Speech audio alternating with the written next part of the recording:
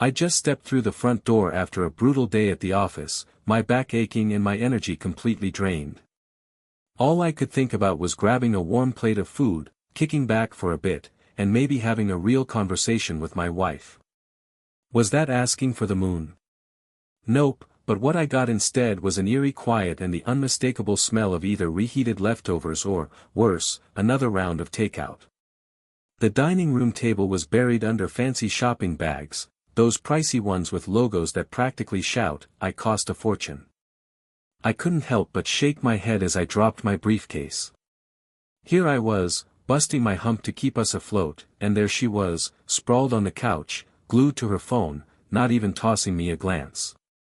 "Hey," I said, forcing my voice to stay casual even though I was starting to simmer, "what's on the menu tonight?"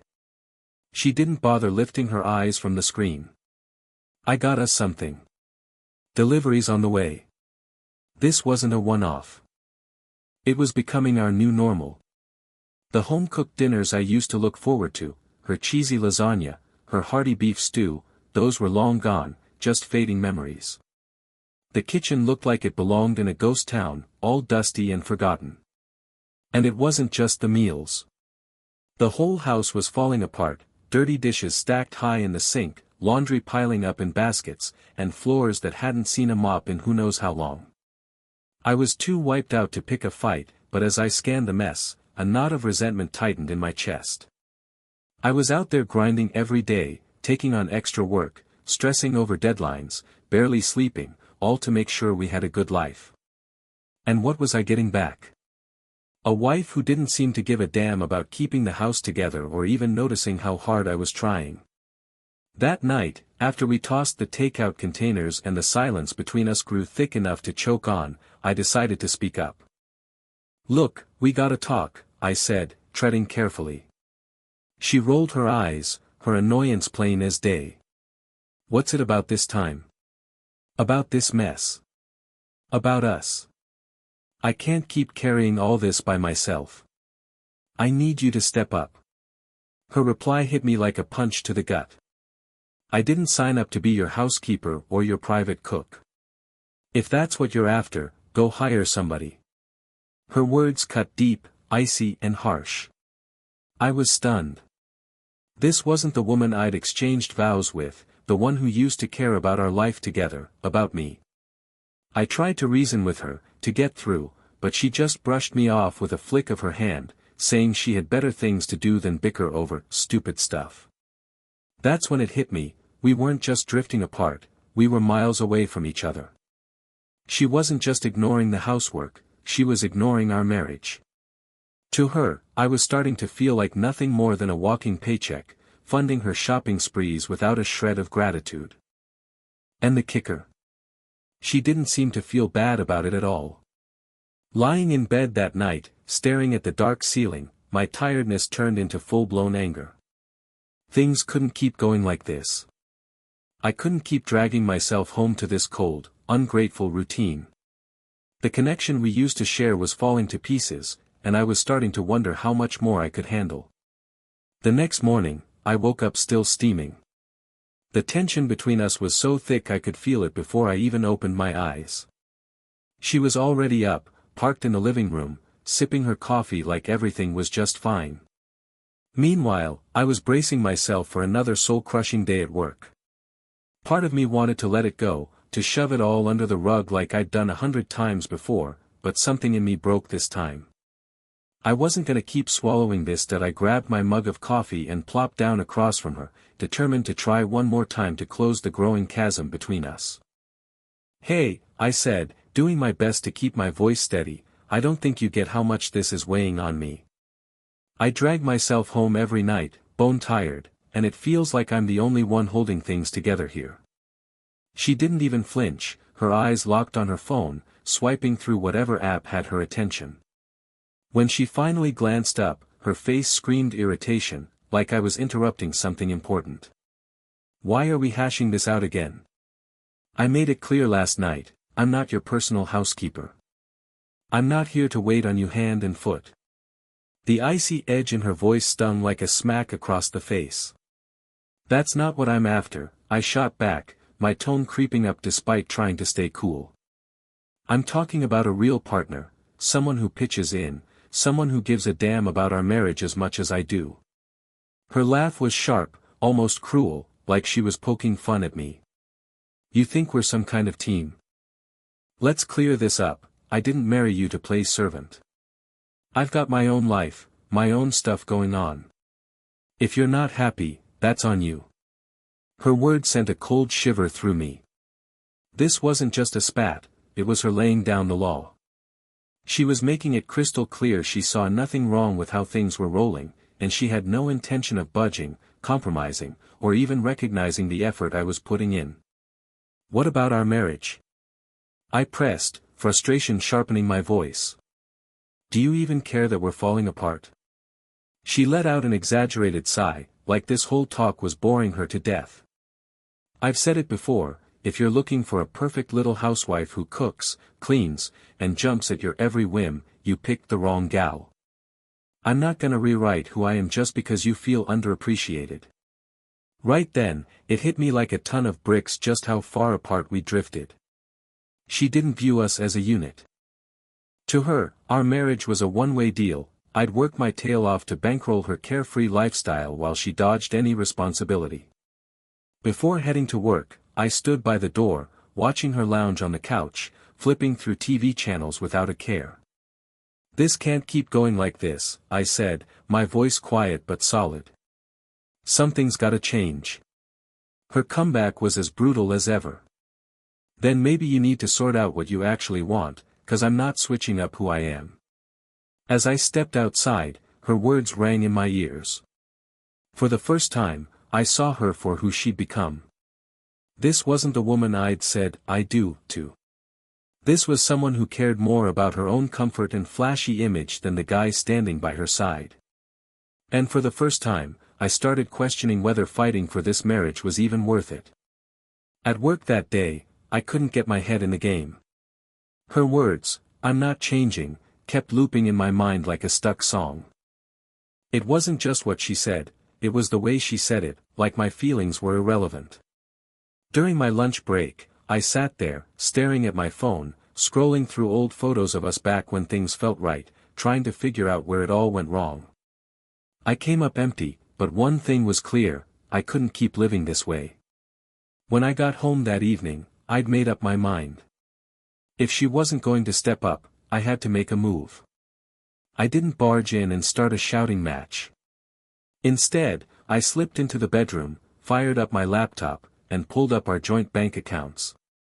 She was so caught up in some trashy reality show that she didn't even notice when I canceled her extra credit cards. I left her with one card, but I slapped a tight spending cap on it.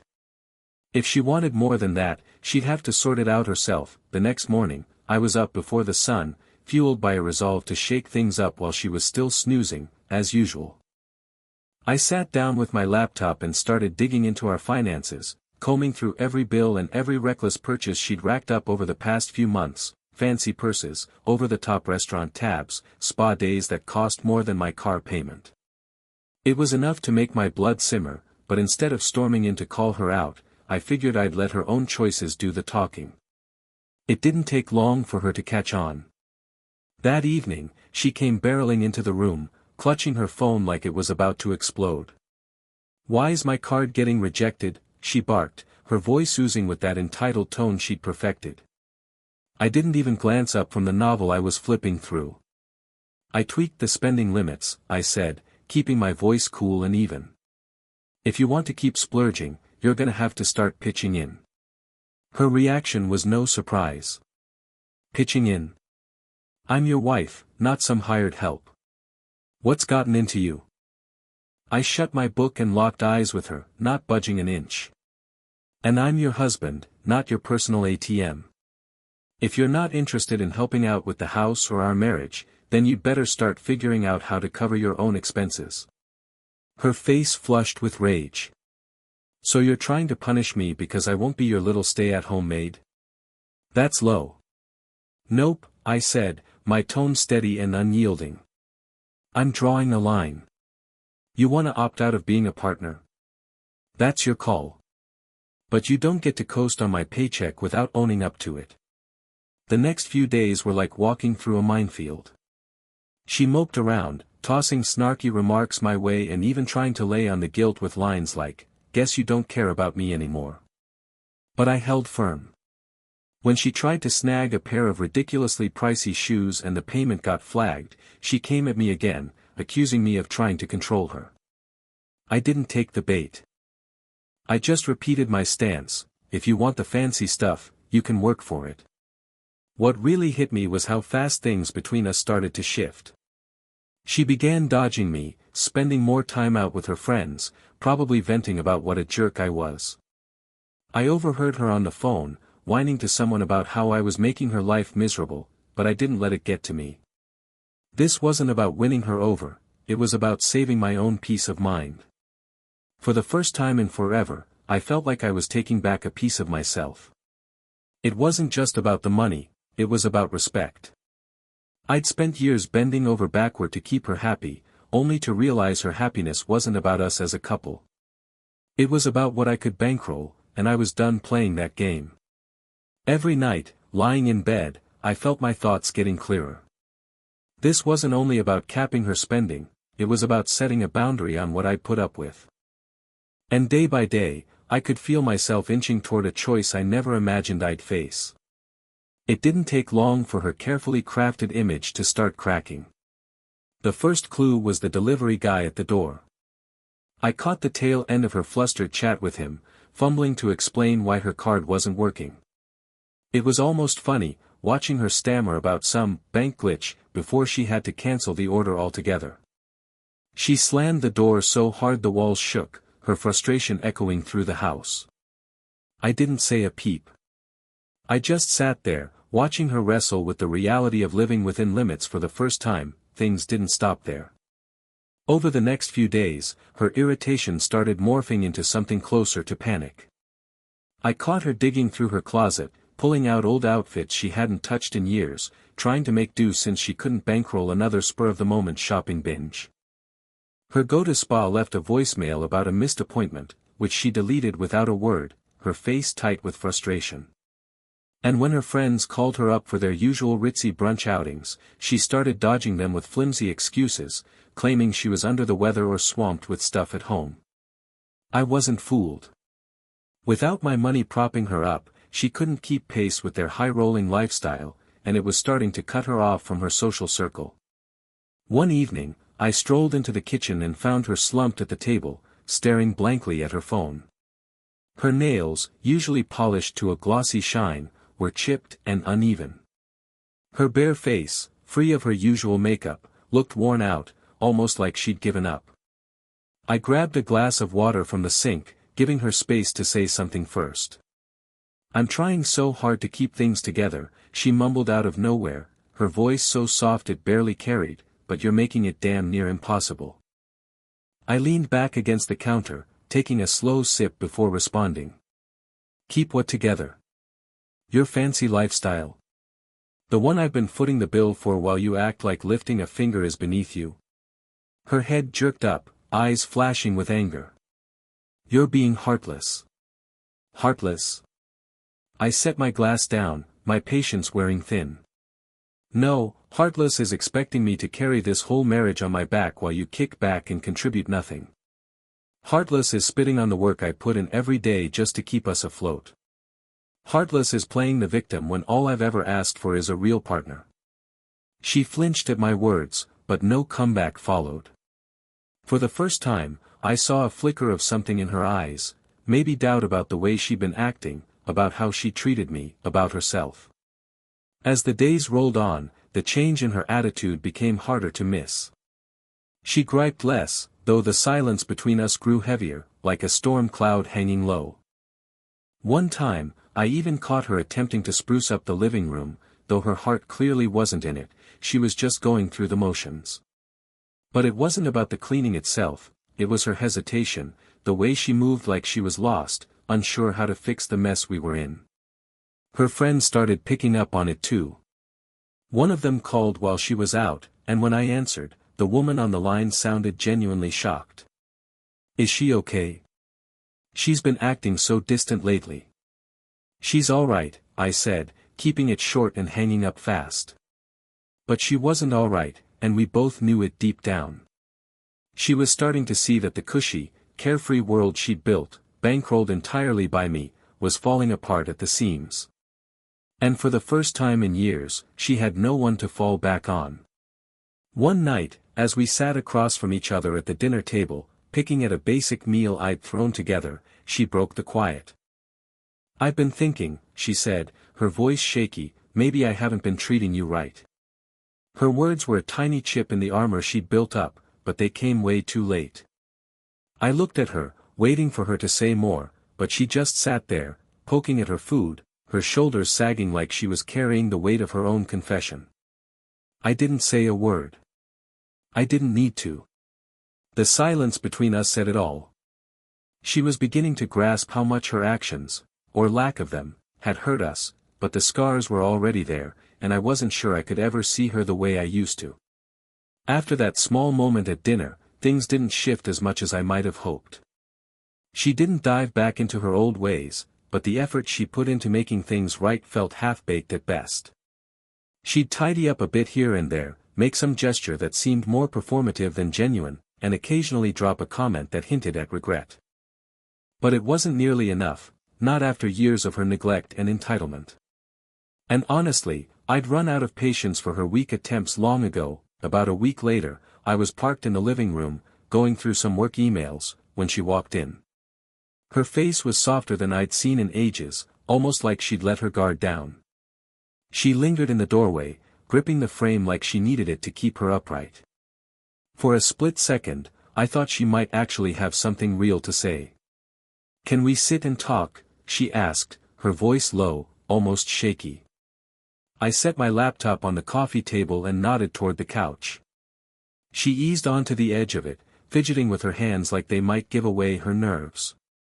For the first time in what felt like forever, she seemed small, like she wasn't sure of herself anymore. "I've been chewing on everything you said," she started, staring at the floor, "about how I've been acting, how I've treated you. And you're right, I've been unfair." I didn't say a word, just watched her wrestle with what she wanted to get out. "I guess she paused, pulling in a deep breath before going on. "I got way too comfortable. I stopped appreciating you, and I didn't see how much it was tearing you up." She looked up then, her eyes shiny with tears that hadn't fallen yet. "I know I've screwed up, big time. But I don't want to lose what we have. I want to make this right. I swear I'll do better." Her words hung there, thick with feeling. For the first time in years, she sounded like she meant it, and maybe a small part of me wanted to buy into it, to give her a shot to prove she could change. But the bigger part, the part that had put up with her coldness, her entitlement, her complete disregard for what we were supposed to be as a couple, couldn't be won over by just talk. I leaned forward, propping my elbows on my knees, and looked her square in the eyes. "I hear you," I said, picking my words carefully, "and I'm glad you're finally owning up to the hurt you've caused. But this isn't something you can patch up with a few sorries or promises. The trust, the respect, it's gone. I don't think we can claw that back." Her face fell, and for a moment, I thought she might completely lose it. But then she sat up straighter, her expression shifting from sadness to a kind of frantic need. "I can turn things around," she pushed, her voice urgent. "I'll do whatever it takes. Just give me a chance, please." I shook my head, the weight of my choice settling over me like a heavy coat. "You've had chances, more than I can keep track of. Every time, you picked yourself over us. I can't keep going like this, waiting for something that's just not there." She reached out, grabbing my hand in a way that felt more desperate than heartfelt. "Please," she whispered, her voice cracking, "I love you." I eased my hand away, gentle but firm. I needed that love when it counted, when I was dragging myself home exhausted, begging for a real partner, when I asked for help and you brushed me off. Love doesn't cut it anymore, not after all this. Her tears finally spilled over, trailing quietly down her face. I didn't feel any sense of victory or smugness, just a deep, bone-tired sadness. This wasn't how I pictured things ending, but it was the only path left. She sat there for a while, crying softly, while I stayed quiet. Eventually, she stood up and slipped out of the room, leaving me alone with my thoughts. The woman I'd once loved, the one I'd built a life with, was now a stranger, and no amount of tears or promises could change what we'd become. After that night, the house sank into a silence that felt more suffocating than calm. She kept her distance, moving into the guest room and leaving me to wrestle with my own headspace. There were no more pleas, no more hollow promises or talk of changing. It was like she'd finally gotten the message I'd been trying to send for weeks. The bridge between us was gone, burned to ashes, and there was no putting it back together. That I woke up early one Saturday morning, my decision sitting heavy but firm in my chest. It was time to close this chapter for good. Wandering through the quiet house, I passed by pieces of the life we'd once tried to piece together, the framed wedding picture on the fireplace, the decorations she'd chosen, the pricey furniture we barely touched. It all felt empty now, like relics of a partnership that had fizzled out long ago. I grabbed a stack of trash bags and started packing her stuff, her dresses, her high-end purses, those shoes that probably cost more than everything I own. One by one, I tossed them into the black bags. Each item I packed felt like peeling off a layer of the burden I'd been hauling around for years. I wasn't mad anymore. I wasn't holding a grudge. I was just ready to let it all go. By the time she stirred, I was nearly done. She shuffled into the living room, rubbing sleep from her eyes, and stopped dead when she saw the bags lined up by the door. Her face cycled through confusion, then disbelief, before landing on anger. "What in the world are you doing?" she snapped, her voice cutting like a knife. "I'm moving forward," I said, keeping my tone steady. "I've been propping up this marriage on my own for too long, and I'm done. It's time for you to go." Her eyes went wide, and for a second, I thought she'd come back swinging. But then she crossed her arms, her voice turning into a cold smirk. "You can't just kick me out like this. Where am I supposed to end up?" "That's not my problem anymore," I shot back. "You've been loud and clear about not needing me, right? So show it. Go chase the life you think you're entitled to, but you're doing it without me." She stared at me like I was a stranger, and maybe I was. Maybe, for the first time in years, I was finally sticking up for myself in a way she never saw coming. Her usual swagger wavered, and she gave it one last shot. "I can be different," she said, her voice softer now, almost begging. "We can work this out." I shook my head. "You had plenty of chances to turn things around when it would have mattered. I'm not bitter, but I'm not living like this anymore. I deserve more than this." Her silence said it all. She turned and trudged back to the guest room, her footsteps fading down the hall. I didn't chase after her. Instead, I finished packing the last of her things and stacked them by the door. That afternoon, she called a friend to come get her. She didn't say a word as she left, just grabbed the bags and slipped out. I stood by the window, watching the car pull away, a wave of relief washing over me like cool water. The house was still, but this time, the quiet felt different, freeing, almost. Over the next few weeks, I started taking my life back.